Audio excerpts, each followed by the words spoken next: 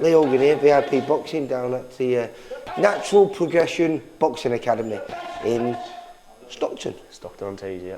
Where the trains all started. Yeah.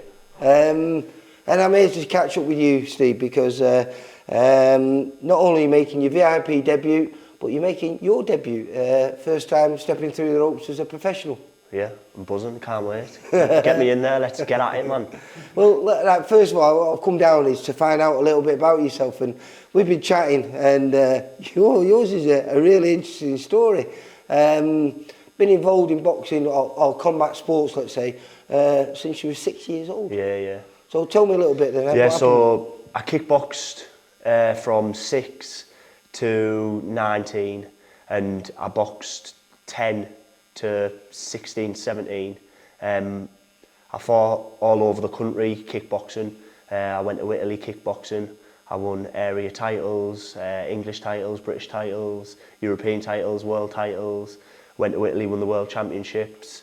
So yeah, I did everything. This is in kickboxing? This was in kickboxing, yeah. So you really achieved in kickboxing? Yeah, I did well in kickboxing, and then alongside the kickboxing, obviously, like I say, 10 to 16, 17, I was boxing. I boxed some top kids.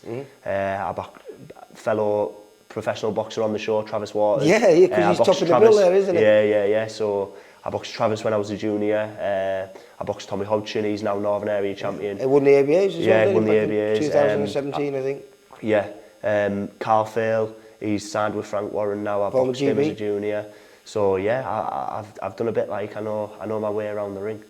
And then was it COVID that screwed everything up for you then? What was the reason why? So it was 2016. I stopped fighting. Yeah, so it was just, I think because I pushed myself too young, making the lower weights, I just got sick, and I obviously had some time off, put a bit of weight on, and then you sort of get stuck. hang on. You said you put a bit of weight on. Yeah. That's a bit of an understatement, isn't it? You doubled in size, didn't you? Yeah, doubled. So I've went from my last kickboxing fight, which was 2016, I was 63.5 kilo, and then I went up to 120 kilo. super heavy. But you said to me, even though you were carrying a lot of weight, you was fit still, you'd still be running, you'd still be, your cardio was still good.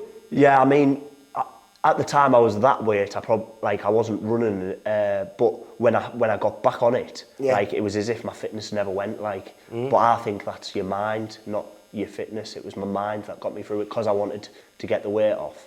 I just thought, I don't want to be a fat cunt no more. Sorry for swearing. So yeah, like you said, because you achieved world title status in your kickboxing discipline. Yeah. So I presume you know what it takes to be a champion. And how did you start boxing again then? What was the idea? We're here at this gym, you boxed here as an amateur. Was that when you came back into boxing, when you boxed here? Yeah, so obviously I've put all this weight on, and I'm watching the local lads doing really well. So like I say, like Travis doing really well, Tommy Hodgson doing really well, Sam Menzies doing really well, and I thought, I've boxed these lads, I want a piece of this, do you know what I mean? So yeah, I just thought, right, it's time to get back in, because I can't live with that regret, being 50-year-old in the pub drinking beer and being like, I boxed him, I did this, I did that, but no one remembers an amateur boxer, mate, do you know what I mean? So I wanted to put it right, and here I am now. And I suppose another thing about about professional boxing is no one remembers being a world champion in the discipline that you were before, because there's so many different governing bodies. It's not recognised universally. Now, even if you can get to British level, which is an amazing level to get to, but it's recognised, everyone knows, they're speaking, oh God, he's British champion, him. I mean, we was talking about a former British champion, a guy that you remind me a little bit of, Scott Fitzgerald. Yeah. Yeah, I love Fitzy. When he was fighting Fowler and that, was that just before COVID when he beat Fowler? Yeah, so it was just before COVID. Been a while. So obviously I was watching that, and what a legend he is, man. If I can do half of what Fitzy does, I'll be happy, man. I'll be a proper happy man. So coming back to boxing, you was not afraid. I was speaking to your coach, Henry. He was saying that you come back and you're fighting heavyweights, you're fighting, 100 kilo guys. Even though you're going to be you're going to be fighting as a pro now. Light middleweight. Yeah, light middle. Yeah. Yeah. So obviously, you've no fear then, have you? Because like I struggle to train when I don't have something to train for. So my logic was, if I just get in and have a fight, the odds are against me, but just like it's something to work hard for. Do you know what I mean? If I know someone's going to come and try and knock me clean out, I'm going to train my hardest to try and knock him clean out. Do you know what I mean? So Henry was saying to you, he got you back down to, was it 75 kilos? Yeah, 75 kilo. I won the elite belt 75. Yeah. And so that's the North East League? Tyne-Tees and Weir it is. Tyne-Tees and Weir, yeah. The elite belt for the area. So it would have been 75 is the golden weight, isn't it? It's middleweight. Yeah, middleweight, yeah.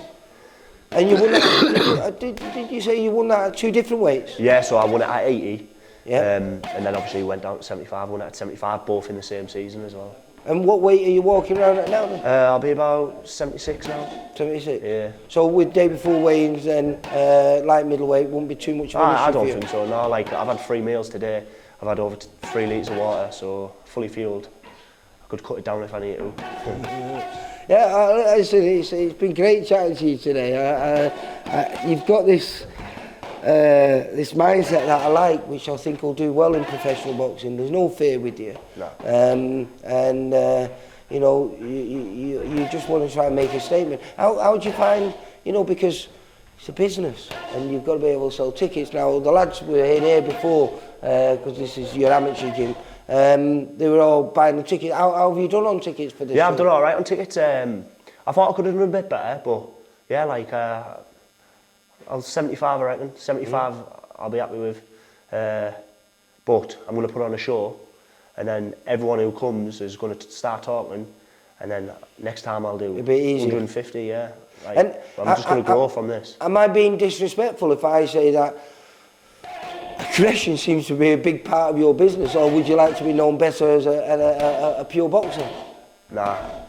I'm all action, mate. I'm all action. I am here to have a scrap, end of. Yeah. 4, 6, 8, 10 rounds. I'm going to keep coming, no matter what. Listen, we was here to find out about you. We have got an opponent. I think we've got Sam Kerr. Yes. But I don't know him. He's never fought on our shows before. I've never seen him. I don't really know too many of his opponents. Obviously, he's a tough lad. I think he's about 13 fights into his career. He's only been stopped the once. That was by a local kid around here, by Bobby Dalton. Yeah, Bobby Dalton, Northern Area champion. Welterweight, good fighter. So, but I don't really know much about him. But what I wanted to find out was about you. And what I found out has put a big smile on my face, mate. So I'm really, really looking forward to April the 5th. When you get to make your debut, not only your debut, but your VIP debut on a great show at a great venue. I don't know, have you ever been to Rainton Arena? Yeah, I boxed junior ABA final in Rainton Arena actually, against James Thompson, good kid. Yeah, how did you do? Oh, I got beat, unfortunately. Well, hopefully that won't be happening on the 5th. Nah, no way. Will someone be chatting to you and saying win number 1? Oh, definitely, mate. Stoppage number 1? Ah, I hope so, yeah. That's what I'm going for. Steve, listen, it's been an absolute pleasure. I really, really am looking forward to this debut, mate. There's another kid making his debut on there, and we've got some real talent on there. Former ABA's champions and GB champions and multinational champions. I think they're in for a real treat, so not only are they going to be treated by you, but they'll be treated by all the other fighters on the show. So yeah, definitely. Good luck for the 5th. We'll see you down there. Cheers, mate, and thanks for getting us on as well. I'm over the moon. For all boxing info, news and latest interviews, amateur and pro, across the north, click and subscribe. VIP Boxing Promotions. Also, Twitter, Instagram and Facebook.